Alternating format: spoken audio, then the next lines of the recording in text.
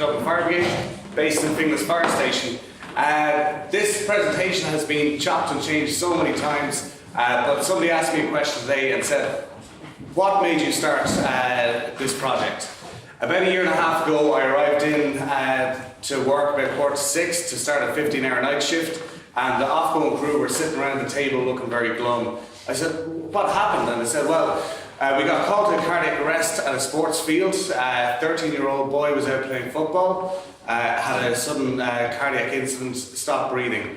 CPR was given on scene. They had a defibrillator on scene. They applied the pads to deliver a shock, but the battery was dead. So, what I hope to talk to you today about is where is the defibrillator?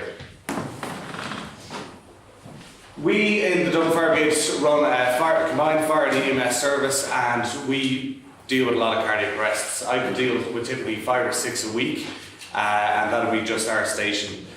Typically what happens is when somebody has a cardiac arrest, it's witnessed, somebody called 999 for help, they get put through to our control room there in Tar Street that covers a population of 2.5 million people.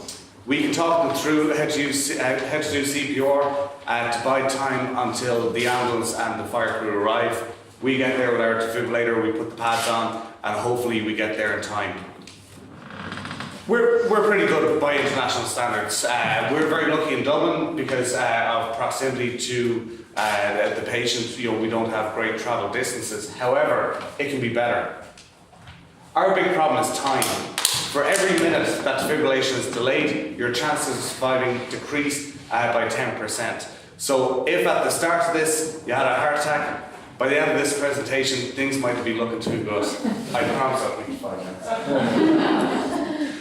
So when you call into our control room in Tar Street, we have very advanced systems, mapping systems and everything like that, but we don't know where the defibrillators are. We can't tell you. Currently our map just looks like that. We just don't know. There's no legal requirements to register these things, so what can we do? So our solution, I called up a few people I know. I've been in this game since age 15, and we came up with a plan. Let's leverage selfies and see if we can make them kind of help us gather information. So we decided on the Save a Selfie project. So the Save a Selfie project is a smartphone enabled app, and it uses the GPS location on your phones that allows members of the public and members of emergency services to upload pictures or selfies of emergency devices onto our database. The images can be shared with other members of the public, but most importantly, in that picture and through that process, we get the GPS information. So that's what the map looks like now. We've been on the go for the last, we've been live for the last 4 weeks. We have just about 1,600 uploads of various devices. So we're getting very, very good data, we're getting very good information. But we have a problem, if one wasn't enough. We have what I call the defibrillator lottery. If we manage to get a defibrillator to you, or somebody brings one and you or a loved one is having a cardiac arrest, there's a 10% chance that that doesn't work. And the story I told you at the start of this presentation rings true. People are afraid to check it. There could be a product recall. Generally, people put these devices up on the wall and they just don't touch them. And that's something we really have to change, and that's what we hope this app will do.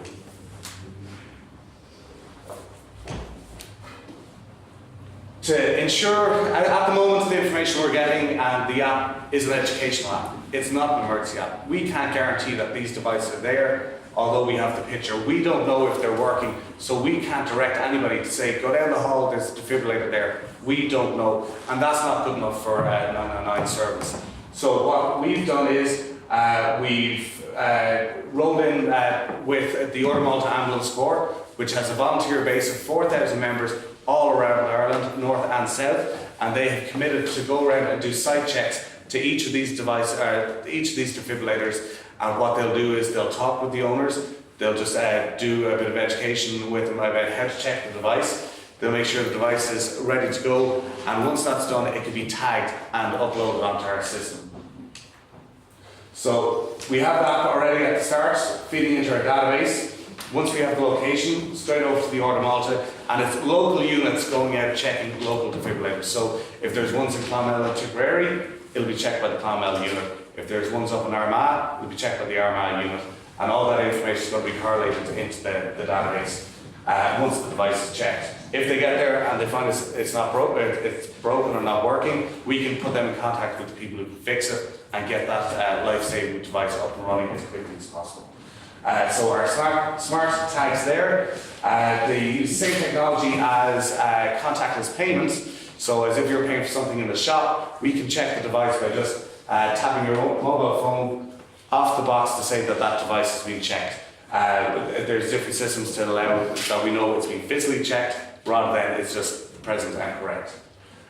So once that's all done, the information gets uploaded into our database. So if I have a heart attack and you ring 999, they can tell you that the nearest defibrillator is next door. We have our supporters. We're not going on a solo run with this. Some great contacts to be made, and there's a lot of buy-in with the various organisations.